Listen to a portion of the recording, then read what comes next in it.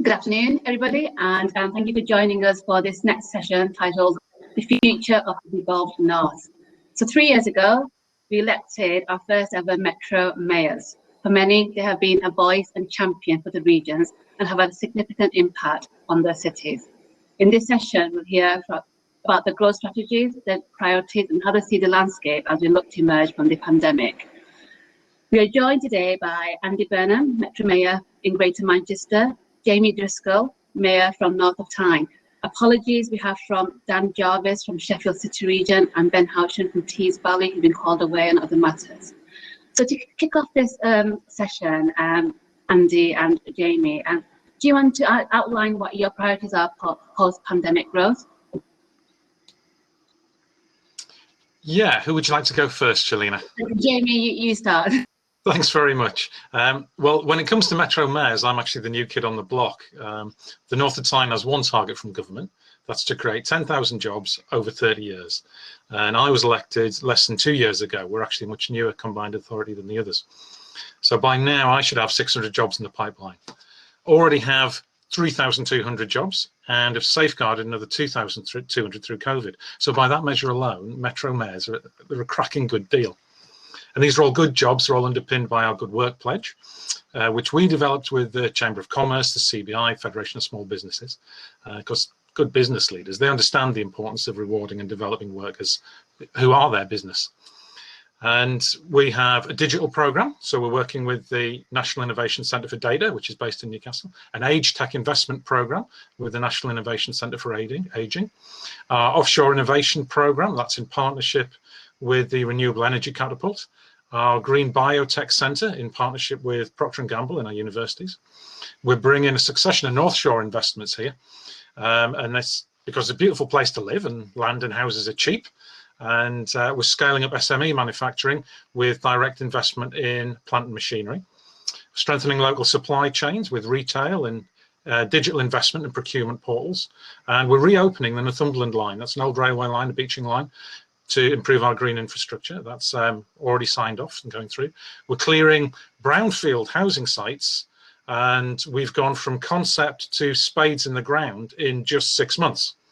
So we're faster than Whitehall, and we give better value for money.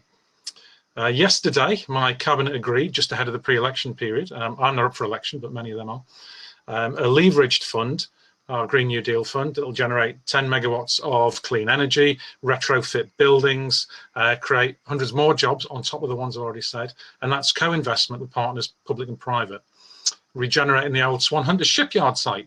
So if any people want to invest here, we're ready. And we're working with British Volt to establish the UK's first gigafactory on the site of the old Blythe Power Station. And we'll be developing their skills pipeline. Because when it comes to the green industrial revolution, we need to train people for these new skill jobs. So I want a zero carbon, zero poverty Northeast. But here's the problem. My resources are fixed by central government. So every job that I create earns treasury money through income tax, national insurance, VAT, the lot, but I get none of it. And we talk about UK PLC, but if the North of Tyne was a branch of a corporation performing 5 times above expectations, head office would be trying to give me money. You can't level up with concrete. Northern leaders need devolved revenue raising powers. It can't all be capital. We know we have to decarbonize our economy, but there's a big gap between private investment on the one hand and taxation on the other. And in between, there's a whole range of wealth generating powers we could use. A regional wealth fund, which we know would create 14,000 jobs here and pay for itself. Land value uplift would allow us to accelerate transport infrastructure by decades simply by putting a charge on only the increase in land value from public investment. We could have an earn back from job creation, so success breeds success. So I'm mayor of just the North of Tyne at the moment, but our region is the most united it's been for 40 years. Been talking to ministers about us coming together as a wider region, getting the fiscal powers we need to levelling up, because levelling up is about wealth creation here. I'm not asking for more fish, I'm asking for a fishing rod. Because I've had enough of hard luck stories. You know, the North is left behind, we don't get the investment. All of that is true, but it's our job as Northern leaders to fix that. We need the tools to do it. In 1981, the Northeast GDP per capita was 93% of the national average. And it fell through the Thatcher years, it fell through the Blair years, it fell through the coalition, and it's now just 73% of GDP per capita. In that same period, there have been 51 initiatives set up by Whitehall to stimulate local growth, and none of them have reversed that decline. It's only going to happen in the north, by the north, for the north. Thanks, Jamie. We've had a busy 2 years. I see. Oh, yeah. Lots of good things happening, but lots of challenges as well. Andy. Well, I'm fired up after Jamie now. That was a fantastic presentation. So I've got a hard act to follow here. A zero carbon, zero poverty north of England would be a great thing, Jamie, wouldn't it? If that could be, that's a great sort of mission statement you've set out there that we could all get behind. If I could just, if I could, in the time I've got, Shelina, touch on three things that are the areas where I think we need to focus to get the growth that I want to see in the Greater Manchester economy. We are a very strongly growing economy. We were before the pandemic, and we want to restart things. Let me just take you through them. Number one is transport. I think transport is the key to taking Greater Manchester from where it is at the moment to the next level as a city region, a world-class city region. And that will only happen if we've got a London-style integrated public transport system. So tomorrow I will be making a major decision on the future of buses in Greater Manchester. It's not just buses, actually, it's how buses relate to the rest of the system, our trams and our trains. And we are embarking on a major programme of reform to give that system that has benefited London so well, where people can take tubes and buses and only pay so much any given day. If we had that, it would transform life in our city region, and it would actually create the conditions for a much more productive economy. So transport, absolutely critical, and we are now about to move. Change is coming, and it's going to get very real from tomorrow. Secondly, digital. We've been hit hard by the pandemic because of our reliance on aviation, on hospitality, live events, sport, music, all the things people associate with the great city of Manchester. But one area that possibly hasn't been that much damaged, and in some ways has actually grown, is digital. We are Europe's fastest growing digital and tech hub. It's an amazing statement for me to be able to make as mayor, but I can, and it's true. We overtook Cambridge last year as the UK's second most attractive place for inward investment in digital and tech. In some areas, we beat London. So the aim was to be the UK's leading digital city region, and I think we are getting very close indeed. We had good news from the BBC last week, more jobs being relocated, digital jobs being relocated to Media City. And of course, people will know that GCHQ have recently relocated their innovation hub in the city region. We are a growing cyber centre of excellence. So the digital story is really strong. But like Jamie, it's digitalisation on the one hand, but decarbonisation that you've got to be a leader in as well. If the North's going to lead the Industrial Revolution, the next one, we have to be strong in digitalisation and decarbonisation. So we have our city region ambition for a zero carbon Greater Manchester by 2038. And we are developing plans with our energy suppliers, Electricity North West, Cadent, to align their investment priorities to meet that target. Transport, I've just outlined, is on course to meet that target. It gets quite exciting when you then play in advanced manufacturing, materials, graphene, all of the other developments that we've got going in Greater Manchester to see how we really now make progress towards that zero carbon economy.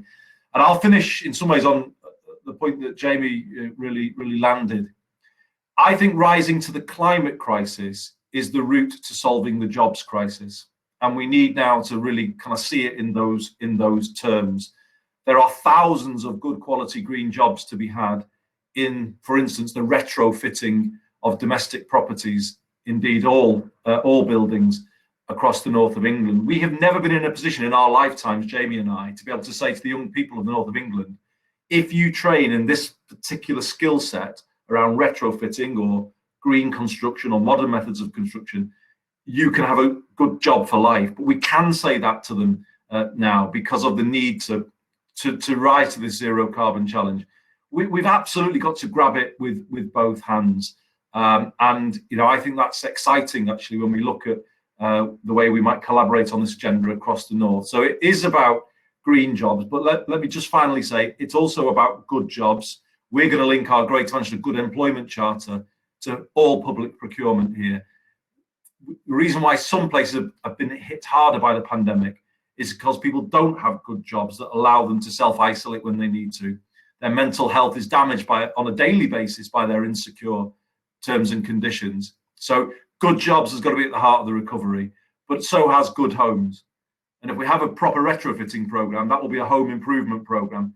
And that also is the way that you truly level up some of our poorest communities. You start with people, you start with people's jobs, you start with people's homes. That is leveling up. And that's what we need to see now coming out of this recovery. But I'll leave it there, Shelina, and hand back to you. Thanks, Andy. That was great to hear. Can I just say, there's a chat button there, so if anybody wants to ask any questions, please do so. I'll keep an eye on it. You both talked about the green agenda and the skills, and levelling up has come up, throughout the day and again in today's conversation. How do we reach those, hard-hit areas? You both represent big cities, but how do we make sure, for example, in Greater Manchester, your Rochdales, your Oldhams, your Burys are part of that conversation, and those really hard to reach, communities are going to be part of your vision? Can I jump in on that then? I'll reverse the order. I think levelling up is got to be done differently to the way it's starting to go. If you are to achieve what you just said, Shelina, it has got to be at scale across a whole city region. And it needs to be focused on the areas first of greatest need. It needs to be devolved. I don't think you can level up top down. I think you have to start at the community level. I was in a government that tried to level up top down. It had a housing pathfinder scheme that it tried to dump on places like Burnley, and it failed. Obviously, it's going to fail because you can't reshape someone's community from 150 or 200 miles away.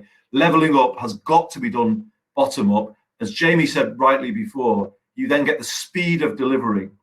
We can both point, I think, to much quicker delivery where funds are devolved than when they're given out through the normal Westminster processes. For instance, we're currently building the largest cycling and walking network led by our Commissioner, Chris Boardman. It's one of the largest capital projects in the country, and it's moving at speed because we, can cut through the bureaucracy and we can just get on with it and make it work.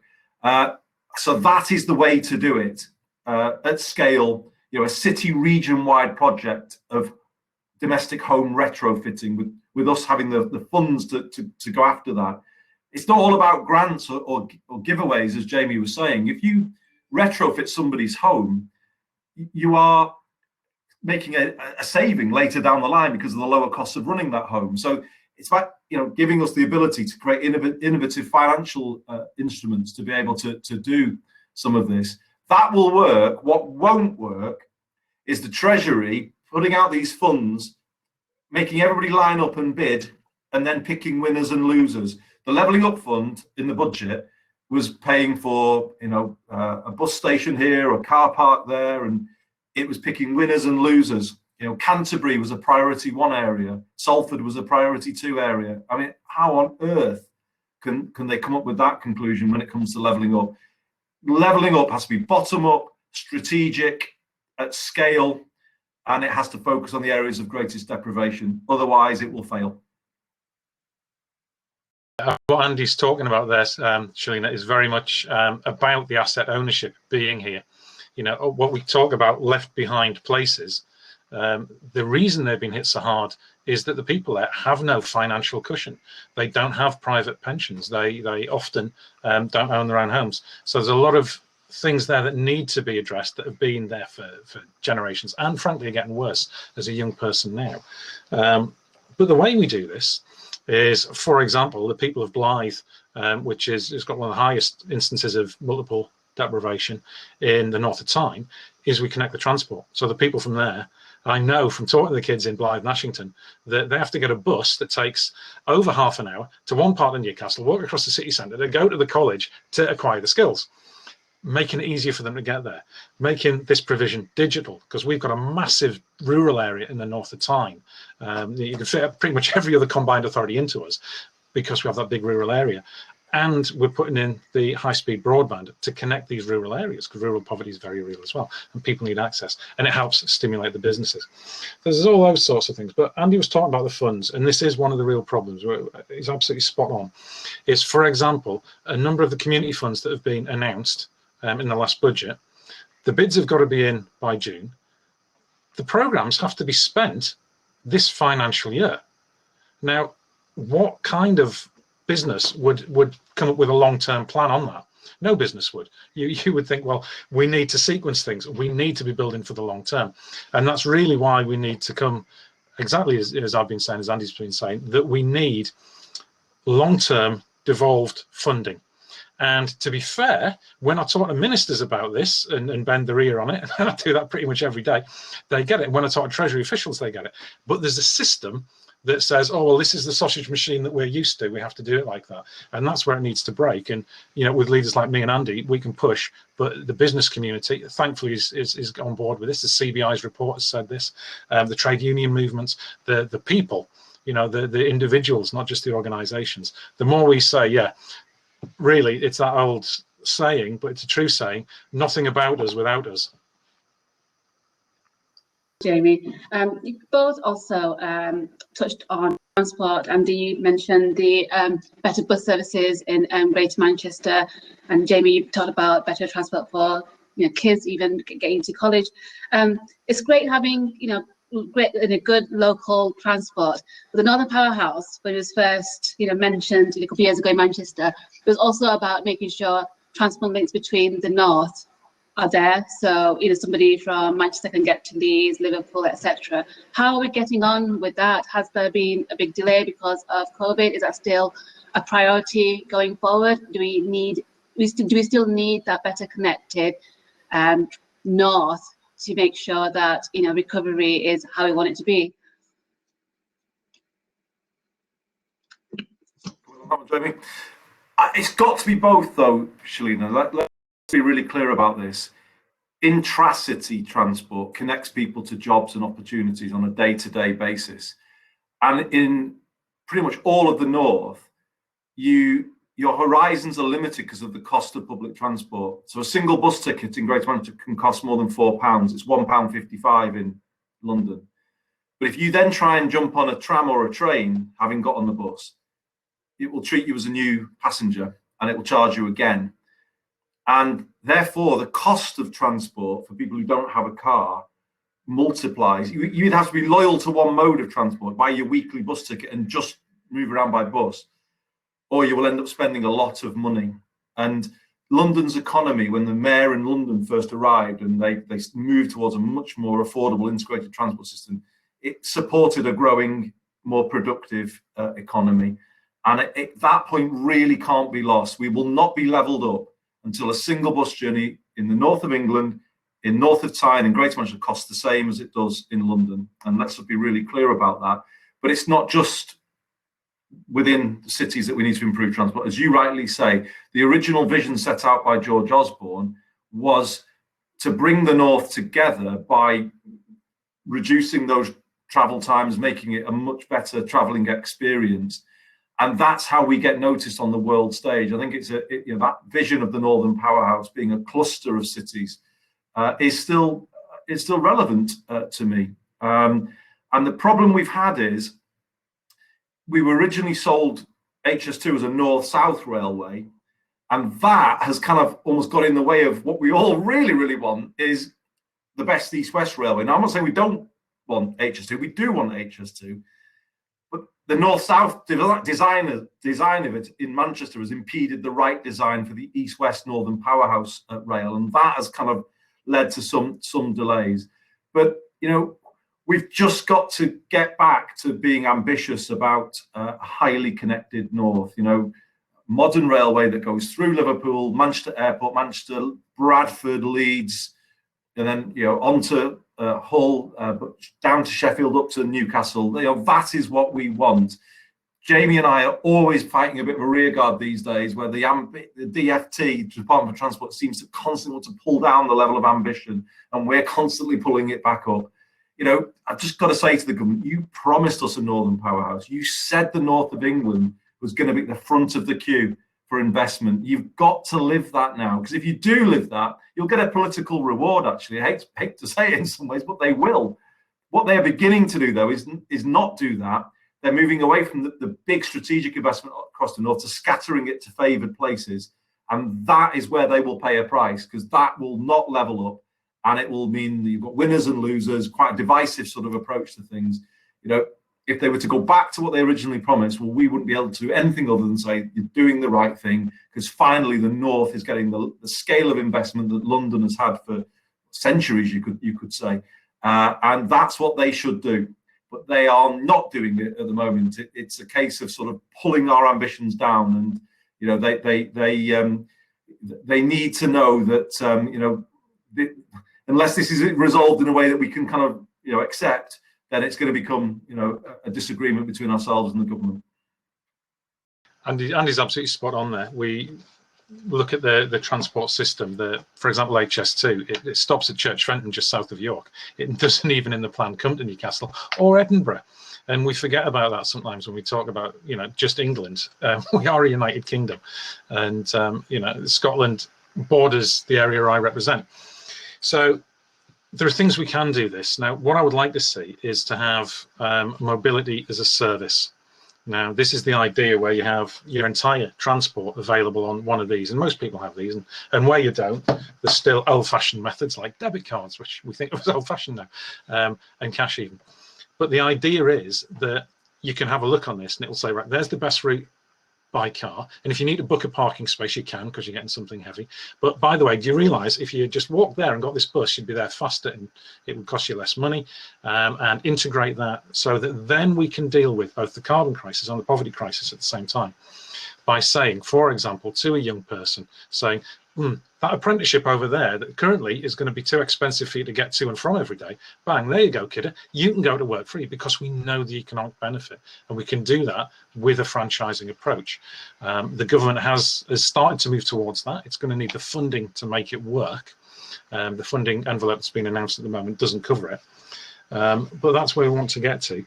And we've been working, for example, with the Scottish Government about making sure the East Coast Main Line is 4-tracked all the way from Edinburgh, all the way down to London. Because at the moment, it's only 2 lines north of Northallerton, which means we've got a hard limit of 6 trains an hour.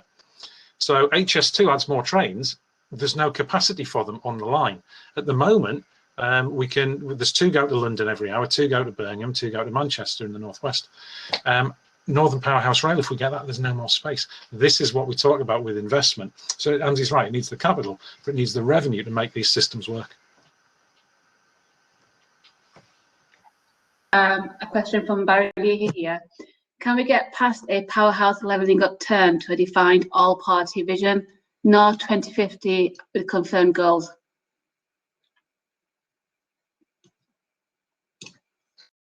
Oh, go on, David. In terms of all party, one of the best things about being mayor, and it'd be interesting I know Andy and I have spoken about this in the past, but Andy's got a unique perspective that I don't have, having been a cabinet minister. I was never an MP or anything. But one of the best things about being mayor, when we're talking about cross-party, is you're not across a shadow mayor playing Punch and Judy every week. So it's very grown up. We're working with all of the business organisations. I work with all the constituent authorities, cross-party. We're coming together. The North East has never been more united. One of the council leaders in one of our regular catch-up meetings with everyone, he says, I've been in local government 34 years. I've never seen the North East this united. And some of it is about that voice for the North. And it really does work. So, my objective is to create jobs and decarbonise the economy. And on all of the things we've been talking about, it's not actually about will I make the best prime minister, because there's no route through for that anyway, and I wouldn't want to do the job. And failed, so that's not on my radar either. And you're absolutely right. Jamie's right, Shelina. Westminster is about party first, place second. And the job that I'm doing now is about place first, and party comes next or somewhere down the list. And that's its strength. You know, believe it or not, I mean, I went into Westminster to advocate for the North, and that was what I was about, and people might remember some of the things I worked on. And I just became, I fell out of love with the place more and more, and I didn't see, even within my own party at times, there was a London-centric approach to life, and I just kind of felt that in the end it wasn't what I wanted to do. So when this role came along, I kind of really embraced it, and I feel really passionate about it, and it is at its best, as the question was saying, when it can be cross-party. So I have a rule that I set myself when I left Westminster, which is if the government do the right thing, and not being unrealistic about what that is, but if it's broadly the right thing, I will say so. And I have said so, and I do say so. And Jamie, I've noticed, does the same thing.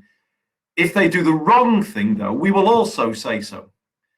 And the thing is, the minute you call them out for doing the wrong thing, people straight away say, oh, party political. Well, it can't be that, because devolution can't be going on bended knee and frightened of saying devolution. We've got to be more grown up in this country. England's got to embrace a system where regions can emerge for themselves and speak for themselves and be clear about what they want, and not be treated as second-class citizens, as we have been in the north of England for most of my life. That is what Westminster's got to embrace. But we've got to embrace more responsibility, perhaps to raise some of our own money, accept the accountability that comes with that. So there is a sort of a two-way street. But I would actually love nothing more than a One North vision. We set up the Convention of the North on a cross-party basis to do precisely that. I don't mind if it's Northern Powerhouse, if it's levelling. I don't actually mind, as long as it truly is delivering that ambitious, large-scale investment in infrastructure, in jobs, in communities, in homes. But I don't mind. They can call it what they like.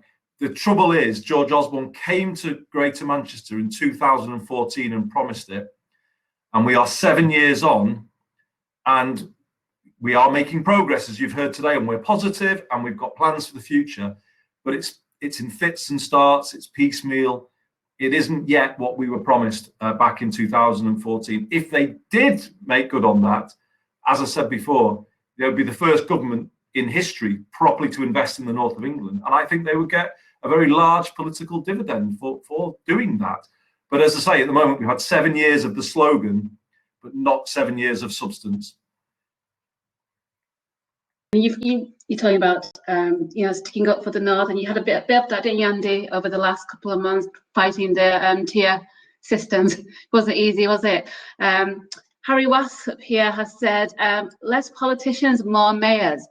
Do you think the way forward for UK regions is more devolved powers and more metro mayors? Well, I think so. Obviously, we're biased, aren't we? But I do think it works. I mean, mayors have to be held to account, of course, by the member councils that Jamie and I work with. So, I don't think you want to just strip away all of that accountability, because that does matter. But I think Steve, Dan Jarvis, Jamie, myself, hopefully we'll have, well, in our case, we're hoping for a woman Metro Mayor of West Yorkshire to be elected, we hope, in a month or two. I think we are building out the power of the North, and I think you'd be hard-pressed to say we haven't kind of amplified the voice of the North. I think we've definitely done that. But the question is, how does Whitehall respond to us becoming more assertive and louder? And the thing about this disagreement I had with the government was, firstly, it was real, because they were trying to close people's places of work and only give them 2/3 of their wages. So it wasn't a fake, it was a real disagreement, because that to me was a point of principle that we weren't prepared to just take lying down. The question is, if you do stand up to them, are Whitehall now going to say, oh, well, let's turn the volume down on this devolution thing because we don't like anyone answering us back? Well, if that is what they want, that will mean Britain will be stuck with a very London-centric, over centralized political system, which has actually created the inequalities in the first place. The reason we are so unequal is that we have nearly all of the political power in our country vested in one postcode in London, and pretty much no other developed country does that. We are the most politically over-centralized and the most regionally unbalanced, and the two things are connected, one with the other. And I think, in this era of digitalization, decarbonisation, the 21st century economy, I think, will be built bottom up more than it will be built top down. And therefore, devolution is of this moment. And I think the English regions could be, we don't punch our weight on the world stage at the moment. And the cities could be so much more than we currently are if we had the same powers that we see in other European cities or in the US cities. And it's just waiting to be unlocked. And I think the early experience of devolution is it absolutely can make us notice more on the world stage. It can help us bring investment. We can quicken delivery. And I would say the more they do of that, the more that we will succeed. Boris saw it himself in London. He did it himself in London, so he knows the truth of that. And I don't want to see the Whitehall machine sort of retreating back into its old ways just because it doesn't like being answered back. But I fear we've seen a bit of that in the last few months. I mean, to add to that, I think that the maxim I use is you campaign with polemic, but governing is about relationships. And that's the difference between, I think, Andy and I, obviously we're both politicians, but we're not really engaged in politics so much as governance. And the convening power is significantly what the mayors bring to it, and that's what you can do because your area. If there's an inward investment inquiry, I know the sites, and I've been there and I can imagine them, and I've probably even worked on some of them at some point in my engineering career. So these are the sorts of things that you bring to it, and it is those collaborations, because everybody in the Chamber of Commerce and the Northern TUC, or everybody, no matter what side they're coming from, wants a successful North. And it's very much about sharing the credit and doing it as a collaborative endeavour. To do this, it does depend on us having significant independence, and that's financial independence. So it can't be the case that you have to be seen to be approving of whatever the government of the day is doing in order to get funding. And there's been a lot of talk recently about pork barrel politics and things. I'm not going to go into that. But this is where long-term finance comes into it, and the more we have the power to develop our own income streams and develop our own assets, the better. Thanks, Jamie. I've been told I've got a few minutes left. Today's conference, we've got a massive, big, entrepreneurial audience. Businesses, business owners, SMEs, and entrepreneurs. How are the mayors prioritising business over the next year or so, and how does the North make its presence felt on the global stage? And did you want to take the business one and Jamie the international one? Yeah, I think we've got to be really direct about this. We need to see an entrepreneurial culture right throughout the north of England. I think it's somewhere in our DNA that we expect to be employees and not employers. I mean, we kind of grow up thinking that, I guess, because of the history of the North. But we need to have young people growing up here expecting to be employers or expecting to run their own businesses. We do need an entrepreneurial culture throughout the North. I think that's certainly something we want to work with our businesses on. And I think we're seeing it. I mean, I can see it in Greater Manchester. It's vibrant, but we just need to really unlock it. I think skills is critical. I recognise that the key thing that brings inward investment, as I've gone around the world, and I'll just come on to that in a moment, but as I've gone to try and win inward investment to Greater Manchester, I've been to China, I've been to India recently. It's that confidence on the talent pipeline is the thing that I think most persuades people to back the place, and therefore we need a skills system that will deliver and is linked in to the growing parts of the local economy. So post-16 skills devolution, I think, would be the single biggest thing the government could do to really put some sort of put some charges on the regional economy, because then we could really work much closely with business to get people into the growing industries. We've set up something called GMAX, the Greater Manchester Apprenticeships and Career Service.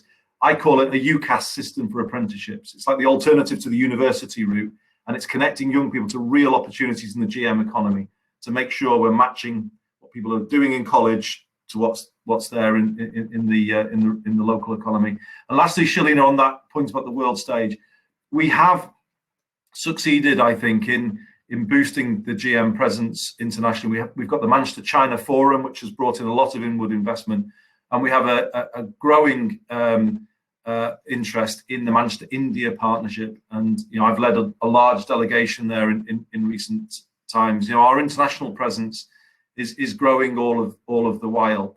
I think as a north of England, we need to go to that COP26 in Glasgow later this year, and we need to shine brightly at that COP at 26 and bring forward investable propositions from the north of the kind that Jamie was talking about before, to both excite people at the COP and then build those relationships beyond.